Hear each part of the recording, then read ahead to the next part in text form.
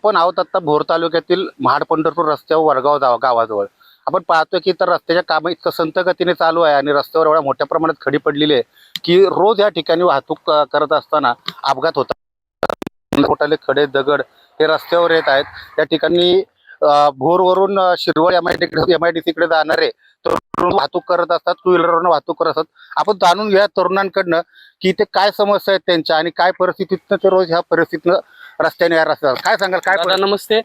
आम्ही आता जवळपास एक 6 महिने झाले ह्या रोडवरून येतोय जातोय.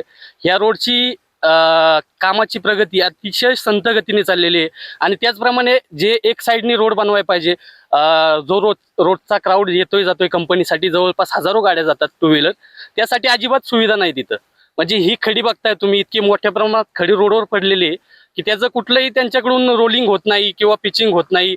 परत पाणी मारलं जात नाही वेळेवर. अख्खा फुफुटा पुढे 4 व्हीलर चालली की मागं टू व्हीलर चालवणाऱ्याला दिसणारच नाही आणि ह्या प्रमाणात मोठ्या प्रमाणात अपघात होत आहेत इथं आणि रोज उठून नवीन काय ना काय ऐकायला मिळतंय आपल्या रोडला.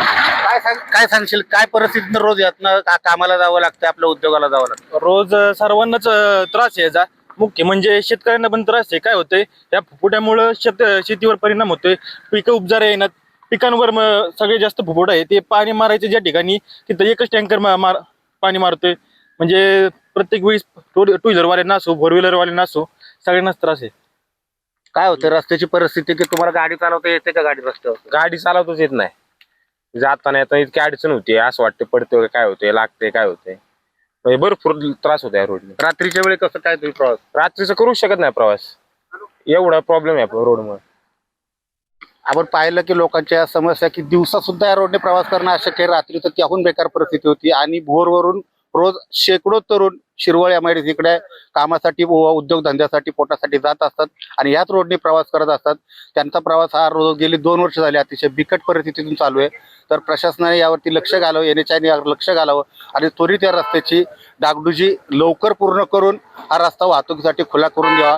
किमान त्यावर रस्त्यावर रोज पाणी मारलं जावं किंवा रोलिंग व्हावं, ही तरी लोकांची अपेक्षा आहे. टॉप न्यूज मराठीसाठी सारंग शेटे, भोर, पुणे. तुमची car, electric panel, data server आगीपासून सुरक्षित आहे का? नाही? मग आजच बसवा F Protect temperature activated fire suppression device.